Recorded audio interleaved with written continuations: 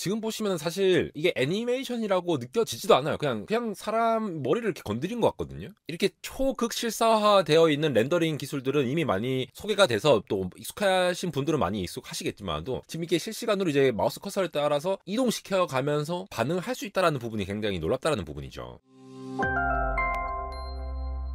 네, 여러분 안녕하십니까. 안될공학 에러입니다. 엔비디아에서 또 엄청난 기술을 공개를 해서 가져왔는데요. 지금 보신 것과 같이 실시간으로 저렇게 머리카락을 건드리면은 그 액션, 비헤이비어를 바로 모델링해서 렌더링 할 수 있는 기술을 소개를 했습니다. C그래프라는 굉장히 유명한 컨퍼런스 아시죠? 최고의 컴퓨터 그래픽 컨퍼런스라고 불리는 요 C그래프라는 컨퍼런스에서 지금 소개해드리는 이 렌더링 기술 포함해가지고 다양한 논문들을 발표할 예정인데요. 이제는 이 실시간 렌더링으로 이렇게 머리카락까지 수만 개가 이렇게 막 흩날리는 거를 바로 렌더링 할 수 있다고 하니까 이 기술들을 한번 살펴보도록 하겠습니다. 참고로 C그래프는 올해 8월 6일부터 8월 10일까지 LA에서 열리는 것으로 알고 계시면 되고요. 제가 오늘 소개해드리는 이 논문 포함해가지고 여러가지 논문들을 직접 보실 분들은 엔비디아 링크로 바로 가시면은 확인해 보실 수 있으니까 관심 있으신 분들은 살펴보면 좋을 것 같습니다. 또 라떼 시절 얘기를 안 할 수가 없는데 이거 지금 보시는 게 파이널 판타지 8의 렌더링 영상이거든요. 제가 이거를 처음 봤을 때 정말 너무 놀라워가지고 와, 이제 컴퓨터로 이런 게 되구나. 저렇게 아름다운 여성이 저렇게 렌더링 돼서 표현이 될 수 있구나. 막 꽃잎도 날리고 머리카락도 흩날리고 정말 놀라워했던 기억이 있습니다. 근데 지금 보면은 자세히 보세요. 지금 보면 이제 좀 옛날 것 같잖아요. 왜 그렇습니까? 저 머리카락 하나하나가 물미역 같지 않습니까? 미역 덩어리처럼 이렇게 엮여 있죠. 저게 하나하나의 개체에 대한 이 상호작용을 다 이제 표현해서 렌더링 할 수가 없으니까, 그만큼의 컴퓨팅 파워가 안 됐던 시절이었으니까 어느 정도 한계가 있었다라는 거죠. 저런 움직임들을 제대로 표현하지 못했던 시절에서는 뭔가 사람 같은 움직임 자체가 놀랐던 시절이 있는데, 이제는 진짜 실사화와 비슷한 렌더링이 가능하다는 거, 그리고 여기에 플러스 이제는 실시간으로 어떤 리액션을 줬을 때 거기에 대해서 반응을 해서 바로 렌더링을 해서 표현할 수 있다라는 게 핵심이 되겠습니다. 이게 우리 사회 다양한 애플리케이션에 적용이 된다면은 AR, VR을 비롯해서 우리가 굉장히 채용성 높게 뭔가 응용해서 서비스를 할 수 있는 계기가 될 수 있겠죠. 실제로 우리가 머리카락 렌더링을 가만히 생각해 보면은 아까 말씀드렸다시피 머리카락 한 올 한 올의 개체가 오브젝트들이 다 정의가 돼야 되고, 얘네들끼리 어떠한 상호작용에 의해서 움직이냐를 다 계산해서 그 다음 프레임에서 어떻게 표현될 것인지를 계산을 해야 될 겁니다. 기본적으로 이 컴퓨팅 비용도 많이 드는 것과 동시에 애니메이터 분들이 이렇게 작업을 하실 때 엄청나게 이 노동 집약적으로 접근을 해야 됐다라는 부분이 있다는 것이죠. 그래서 기본적으로 이제 아티스트 분들은 이렇게 이 커브, 곡선을 이렇게 조작을 해가지고 필요한 헤어스타일들을 지금 보시다시피 전체적인 윤곽을 잡아가지고 전체적인 이 어프록시메이션을 통해서 구현을 하던 시절이 있었다는 겁니다. 그런데 이렇게 오프닝 때 보여드렸던 것처럼 지금 보시면 사실 이게 애니메이션이라고 느껴지지도 않아요. 그냥 사람 머리를 이렇게 건드린 것 같거든요. 이렇게 초극 실사화 되어 있는 렌더링 기술들은 이미 많이 소개가 돼서 또 익숙하신 분들은 많이 익숙하시겠지만도 지금 이게 실시간으로 이제 마우스 커서를 따라서 이동시켜 가면서 반응을 할 수 있다는 부분이 굉장히 놀랍다는 부분이죠. 그리고 지금 이제 레이트레이싱 같은 걸 다 적용해가지고 이제 비스트의 반사라던가 각각의 어떤 반사 효과라던 것들을 전부 다 이렇게 레스터라이즈 해가지고 표현을 한 것으로 보이거든요. 요게 가능했던 핵심은 바로 신경 물리학을 도입을 했다라는 것이 되겠습니다. 일반적으로 이 머리숱 자체가 많은 분들도 있고 적으신 분들도 있겠지만도 한 10만 개 정도로 본다라고 하더라고요. 그럼 우리가 이제 적어도 수만 개 정도를 렌더링 할 수준이 되어야 우리가 와, 이거 진짜 사람 같다, 진짜 이 현실 같다라는 느낌을 줄 수가 있을 겁니다. 그리고 더군다나 이 고해상도로 이렇게 표현이 되어야지 요게 가능한데, 신경 물리학에서 어떤 걸 가져왔느냐 요거를 한번 살펴보면 좋겠죠. 최근에 나왔던 이 플스 게임 호그와트 레거시 아시나요? 요게 플스4랑 플스4 프로, 플스5가 각자 이 렌더링된 이미지가 서로 다르게 적용된 것으로 이제 비교한 유튜브 채널이 있어서 가져왔거든요. 요걸 보시면은 각각의 이제 애니메이터 동일한 대상을 표현을 한다 하더라도 객체 자체를 이제 줄여서 표현한 부분이 있습니다. 왜냐면 이 오브젝트 개수에 따라서 각자를 이렇게 쉐이핑을 해야 되는 대상 자체가 너무 많아진다라고 하면은 그만큼 컴퓨팅을 해야 되는 영역이 너무 많아진다라는 거죠. 우리가 배틀그라운드 같은 것도 우리 처음에 비행기에서 뛰어내릴 때를 보면은 그 프레임 수가 그렇게 많이 안 나올 때가 있어요.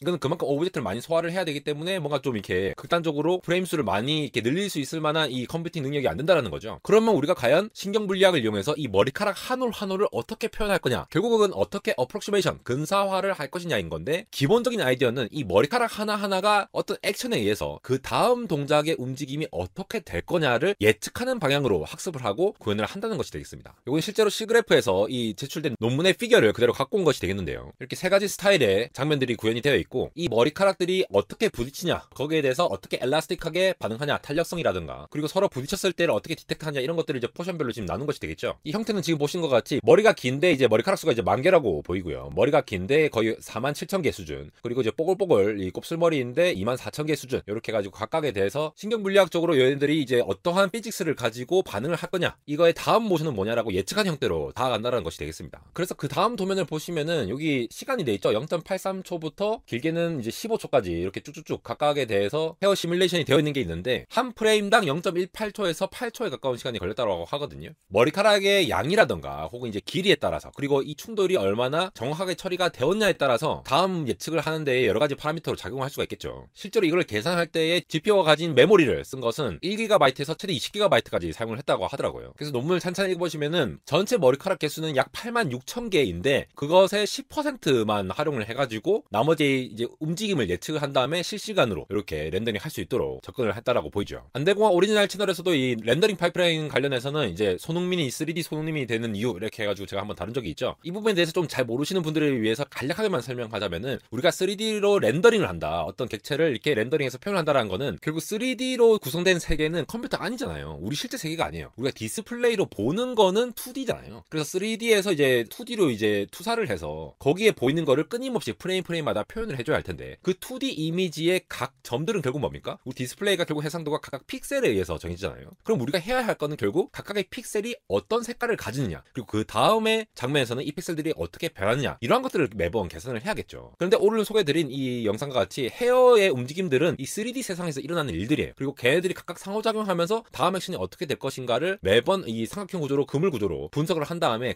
다음 이동을 이렇게 계속 계산을 해내야 할 텐데, 그러한 3D의 구성들 그리고 미케닉스를 다 이제 피직스로 움직이게끔 다 구현을 한 다음 그걸 가지고 다시 2D로 입사를 해가지고 렌더링을 해서 우리 화면에 이제 보이게끔 하는 과정, 이 모든 과정들이 GPU를 어마어마하게 쓰면서 하는 과정이라고 보시면 되겠습니다. 이러한 신경물리학이 어떤 예측의 요소를 갖고 있잖아요. 원래 렌더링 쪽에서도 뉴럴 렌더링이라는 개념이 있었습니다. 결국 이제 뉴럴 네트워크, 인공신경망을 활용해가지고 우리가 모르는 부분까지 만들어낸다라는 약간 생성 AI 모델 형태로 보시면 될 것 같은데요. 최소한의 입력된 데이터, 예를 들어 뭐 어떤 이미지의 윤곽선이라던가 아니면 빛이 어디에 있는지, 아니면 이 텍스처가 어떻게 되는지, 이런 것들을 다 분석한 다음에 지금 보시는 것처럼 이제 앞, 뒤, 옆 이렇게 구성을 한 다음에 3D를 이제 구성을 할 수 있는 렌더링이 가능하다는 것이 되겠죠. 그렇게 지금처럼 머리카락 같은 경우는 굉장히 객체 수가 많으니까 전체 규모를 다 렌더링을 하는 것이 아니라 이 오브젝트를 굉장히 줄여서 나머지 것들을 예측하는 방식으로 했는데, 이렇게 우리가 현실감 있게 느낄 수 있을 정도로 렌더링이 가능하다면은 이게 또 산업 전반으로 다 퍼져가지고 애니메이팅이라든가 다양한 요소에 이제 적용될 수 있을 거라는 거, 그리고 그 기반이 AI 학습을 통해서 예측이 되어가는 것이 훨씬 더 정확도가 높아질 거라는 거, 그런 부분으로 연관질 수 있겠습니다. 이제 우리는 스마트폰도 그렇고 곧 이제 애플이 출시할 AR, VR 기기도 그렇고 우리 맥북이나 노트북 그리고 PC 모든 곳에서 기본적으로 이제 GPU의 성능도 높아지고 있고, 거기에 별도로 뭐 텐서코어라든가 아니면 뉴럴 엔진이라든가 하는 AI 전용 계산을 할 수 있는 하드웨어들이 차차차 꽂히고 있잖아요. 그래서 그냥 단순 AI 모델이 발전을 하는 것뿐만 아니라 하드웨어가 받쳐주기 때문에 사회 전반에 다 퍼질 수가 있다는 것이 되겠습니다. 제가 중학교 시절 때